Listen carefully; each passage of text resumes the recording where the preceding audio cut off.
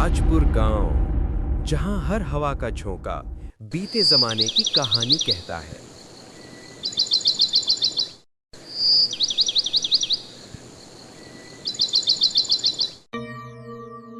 और गांव के छोर पर खड़ा है वो पुराना महल, देवयानी हवेली। लोग कहते हैं वहां एक तावीज है जो हर सदी किसी को पुकारता है।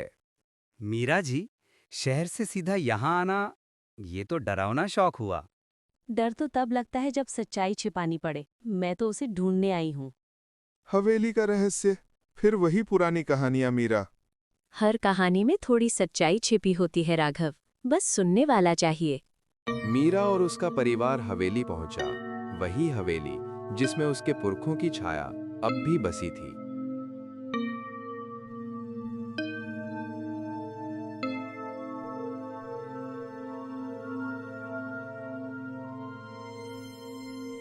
बिटिया, ये हवेली तावीज की रक्षक है। तेरे नाना कहा करते थे, जो इस तावीज को छेड़ेगा उसे उसका अतीत निगल जाएगा। दादी, डर रखो मत, जवाब तलाशो। ये जवाब तुम्हें महलों में नहीं, अस्पताल में मिलेंगे। कभी कभी डर ही रास्ता दिखाता है राघव। रात का समय, एक ठंडी हवा अंदर दौड़ गई, जैसे दीवारें जाग उठी हों।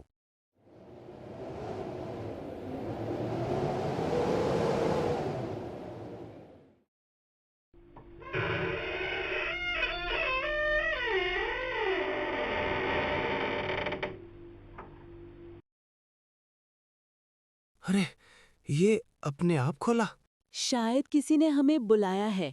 बस करो मीरा, चलो यहाँ से। नहीं राघव, अब लौटने का रास्ता नहीं है। अगली सुबह मीरा गांव के पुराने पंडित रामदास से मिली, जो हवेली के रहस्य के बारे में बहुत कुछ जानते थे।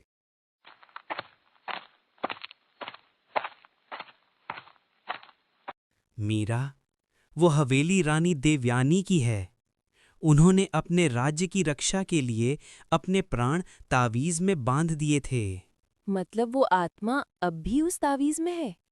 हाँ, और वो केवल अपने वंशज को पुकार सकती है, और वो तुम हो। मैं?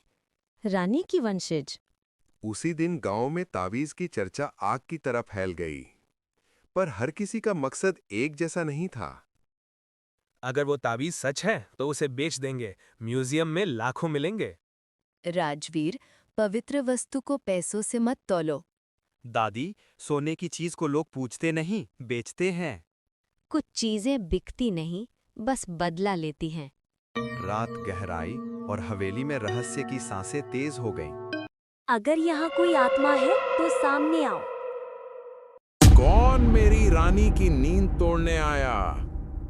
मैं मीरा, रानी की वंशज। वंश की अंतिम कड़ी, तू ही मुक्तिदाता है। और फिर खुला इतिहास का दरवाजा 300 साल पीछे।